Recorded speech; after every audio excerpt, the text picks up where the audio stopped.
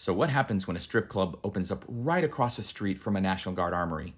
Both what you would think would happen, but not exactly what you would think would happen. So what makes this story even funnier though is how it all went down. So I was activated for Hurricane Harvey. After a really long day of organizing deep water rescues, logistics, and supplies, a whole bunch of stuff, myself and two majors were standing outside. It was nighttime, probably around 2100.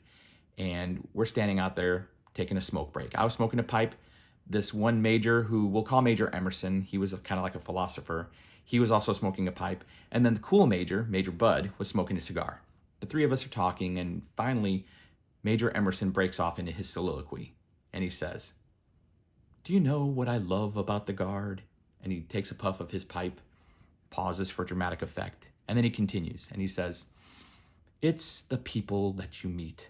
It's the stories that unfold, the things that happen you can't even make up." Just as he's saying this, I'm looking right over his shoulder between the two majors who are standing there in front of me.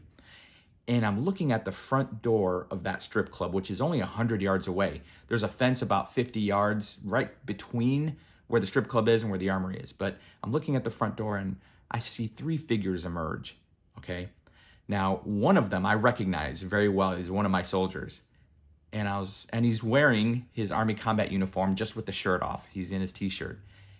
And I say out loud, "Hey, isn't that Specialist Dino?" Both majors turn around and look.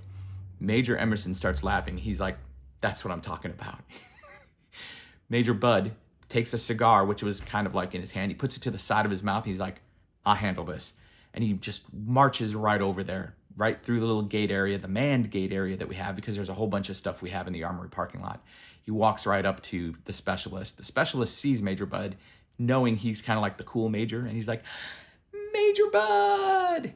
And Major Bud is like, "No, Dino, no."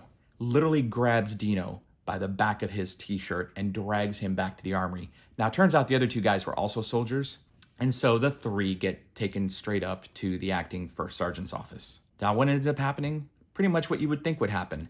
The specialist is the one who ended up losing some rank for a while. And yes, Dino not only got his rank back, but he is currently still serving in the National Guard, and he is a sergeant now, and he's a good guy.